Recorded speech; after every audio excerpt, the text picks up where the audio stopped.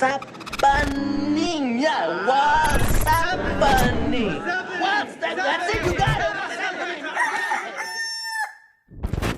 What is up, everybody? My name is Dane Thompson, and welcome back to another episode of What's Happening? Woo! I almost got that wrong. I was going to say BurnDown, but technically this is BurnDown. Anyway, welcome back to another episode of What's Happening. This is the weekly web series update episode, whatever you call it, where we basically fill in the blanks on what happens between the videos I make over the weekend versus toward the end of the week when we kind of get into stuff and get parts and things and whatnot. And speaking of which, let's roll right into the items that I have here. And we'll go with this guy first.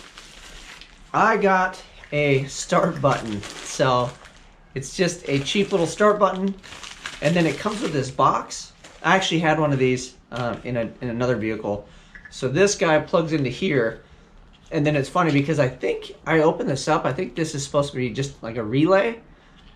Well, they have all these little pinner wires coming out. These things, I don't even know what gauge that is, but it's not very big, like 14 maybe, if that.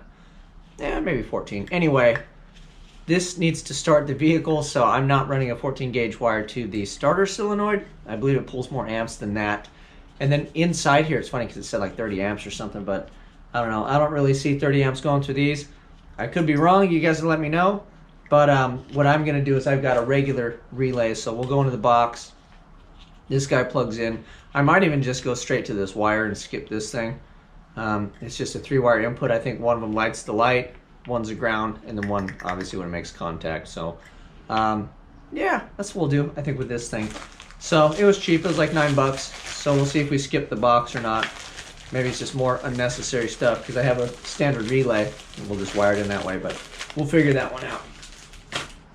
This one, however, I opened it already because I got excited, but I wanted to do like on camera. Anyway, check this bad boy out. So this is for the Twinnebago.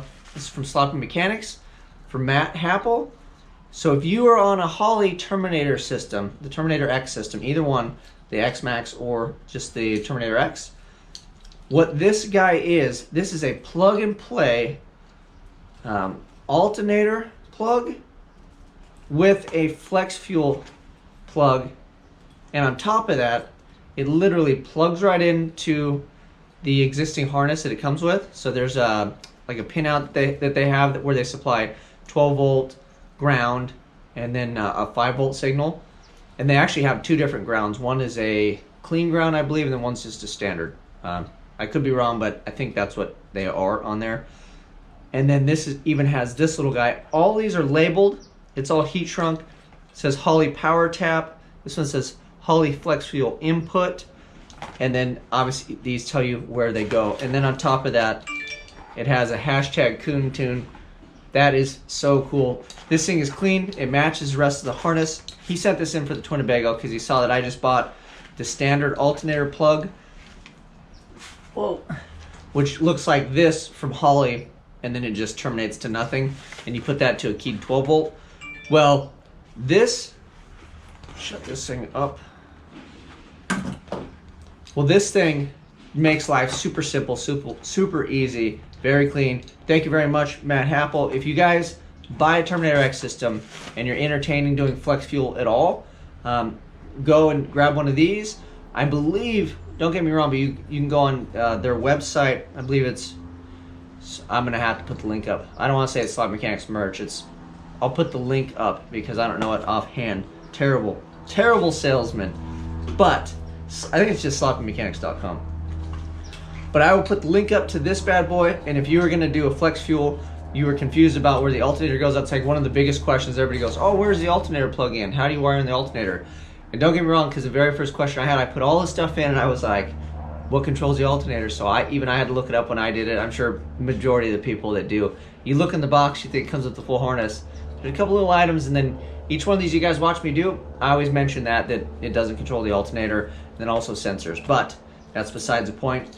Speaking of sensors, I did get, it's over there. I'm not going to bother showing you guys, but I went to Pace Performance, just like Matt recommends, and I got the sensor from Pace Performance for this bad boy. So we are actually going to wire this in on the feed line for the Twinnebago, and it's going to go straight in. Let me show you guys, since you're sitting here instead of just talking about it.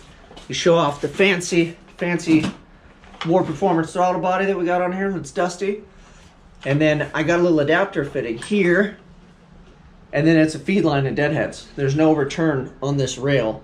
So the return for the system I'm going to put on the Winnebago, or the Twinnebago I should say, is in the rear. It's kind of like a Corvette setup. I'm going to regulate it in the back, and then we'll just deadhead the feed. So I'm actually going to plug all of that stuff in before the feed. And then in my brain, the way that makes sense is it's just going to see the content that the injectors are getting.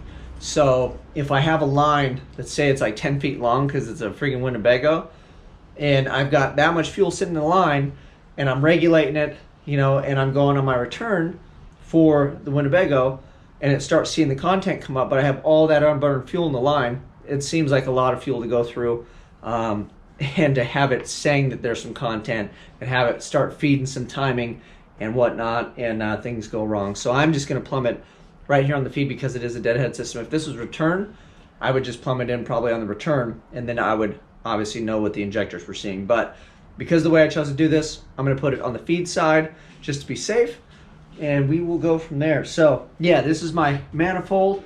Got the War Performance. We've got the 80-pound injectors off of the Malibu that we're going to stuff in here. I believe I need to make some spacers for this, but we're going to get this guy lined out so we can just drop it on, and we should be good to go. I'm going to have to add a couple sensors and things on the manifold that don't currently actually fit in this bad boy, so we will get to that. I did have one of these on the Malibu at one point, so I'm familiar with it. And also I will have to make up a throttle bracket, like a throttle cable bracket to pull on the actual throttle here. So we'll get to all that stuff in a future video, but just to show you, that's how we're going to do the flex fuel from Sloppy Mechanics. Alright, another side note, if you've been watching the videos, I got the heart of the Twinnebago back last weekend, so we got it in with a whole truckload full of parts that I had sitting at the machine shop. So I've got pistons and rods and all kinds of stuff to go through. The one thing they do though, when they blow stuff apart for me, is they'll usually take it all apart and then they'll like sandblast or bead blast, I don't know if they bead blast things or whatever to kind of clean some of the stuff off. And he steals all my seals. So I was like, man, so like my timing cover doesn't have a seal.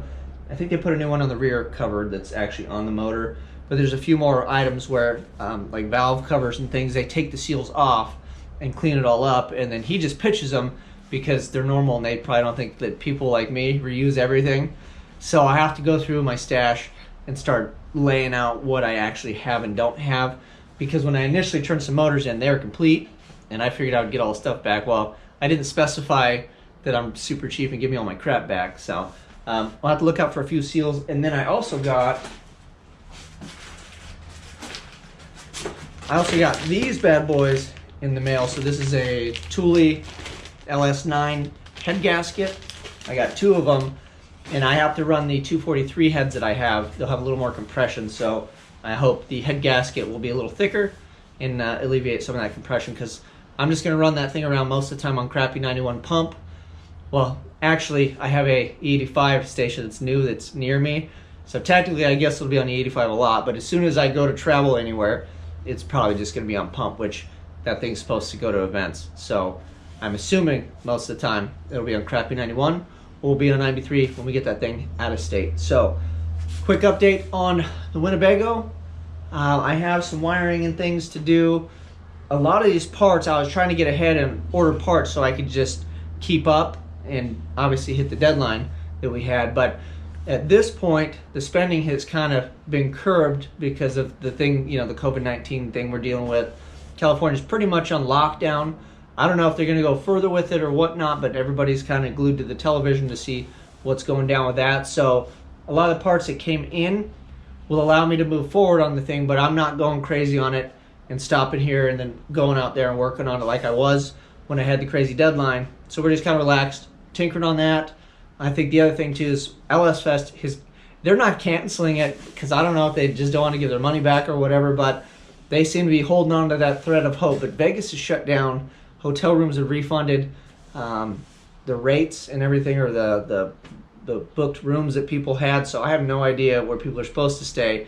If all of a sudden this magically goes away and they just open it all back up, I mean, I don't really see it happening. You can leave in a comment if you think, what your opinion is, but I think that LS Fest West is pretty much toast, as well as every other event for probably quite a while. I'm hoping summertime, toward the end of summer, we'll at least get a handful of events in.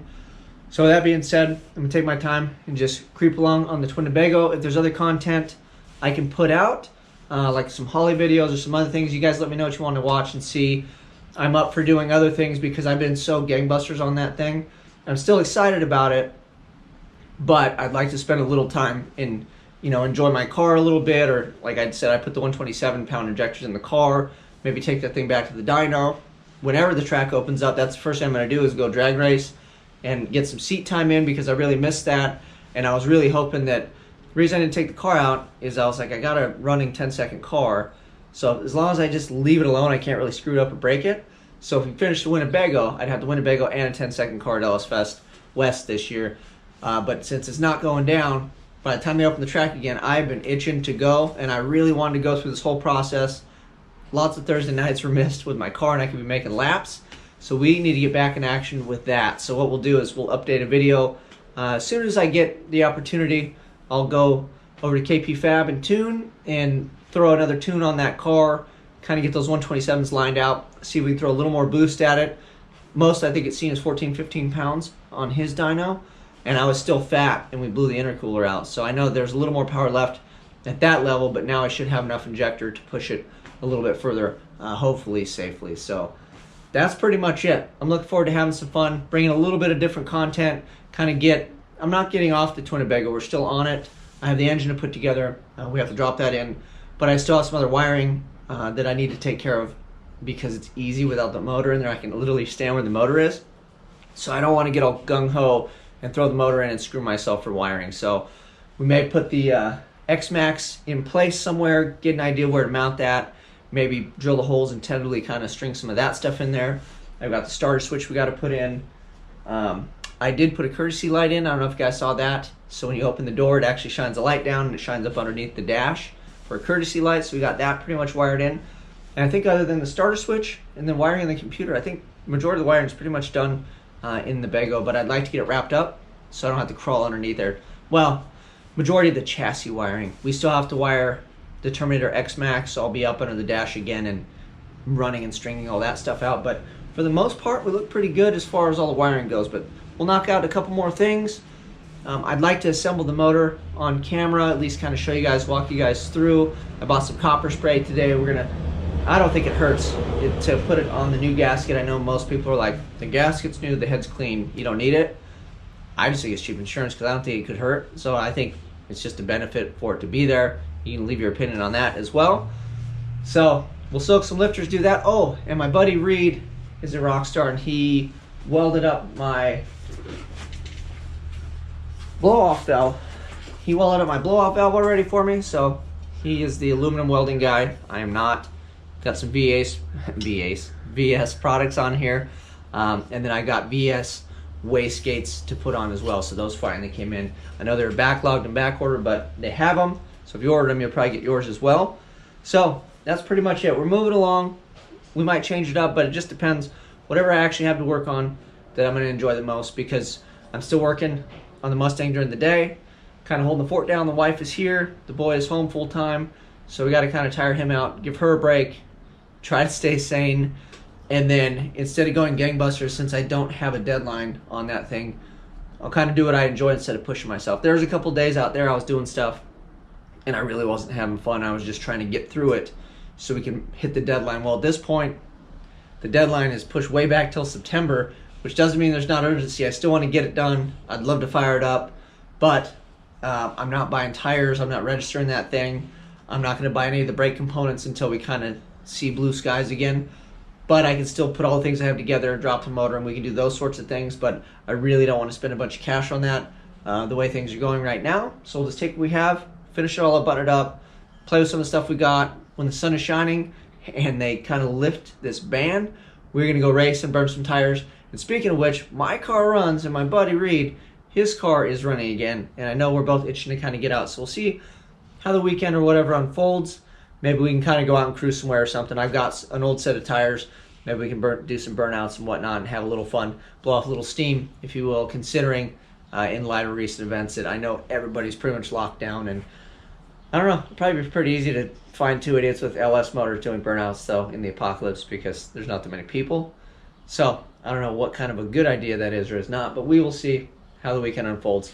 Other than that, you guys stay safe, stay indoors. We're going to get through this thing. I'm out.